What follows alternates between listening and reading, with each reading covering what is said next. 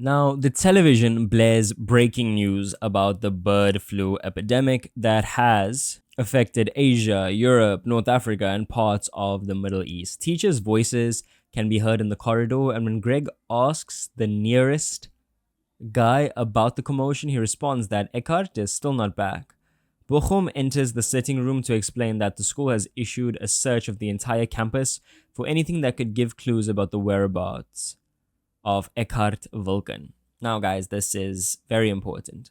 So, firstly, this idea of the bird flu epidemic. So, this bird flu epidemic, it's been almost engineered into flu shots by this company I'm not going to name just yet. I'm not going to give you guys any heavy spoilers, but I will, low-key. And this, bird flu shot, it's inside a flu jab. So while all these people across the world are getting flu jabs from this mega company, yes, they are building their resistance toward the common flu, influenza, but they're also getting sick with this bird flu epidemic. So it's affecting so many people. And this same company that is engineering all of this behind the scenes, they also have the cure. So do you see how this works? They're going to create the problem and also solve it for you. It's kind of like how, okay, I'm not going to say any names so I don't get in trouble, but like how some platforms kind of put ads on their websites and then you have to pay money to remove those ads, so they create the problem, and for you to remove that problem, you got to pay them. So it's either you pay them with your time or you pay them with your money. Does that make sense? Okay, and Eckhart is missing as well. So yeah, we're much later in their matric year right now. And people are worried the community is not necessarily in uproar just yet, but it's now begging the question of where Eckhart is.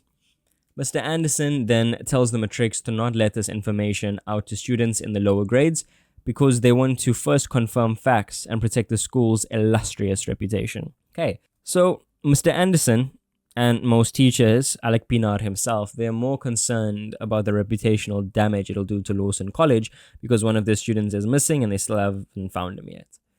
Bochum starts saying that the disappearance of a student is not something that they can keep hidden, but Mr. Anderson stops him mid-sentence, so we like Bochum here. He has morals. So Mr. Anderson stops him mid-sentence immediately and nervously darts his eyes around faces in the room, as if he was trying to read the room. The students are sent out in groups to begin their search.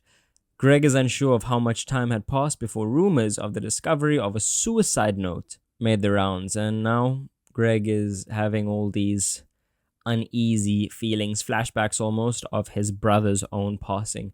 People attempt to start conversations with Greg, but his mind is preoccupied with repressed feelings coming to the surface. Ghosts from the past, alluding to his brother's suicide. So Greg was very close with his older brother, John, and considered him his best friend. And John often encouraged Greg to rely on him, and Greg owes much of his quirks to his exposure to his older brother.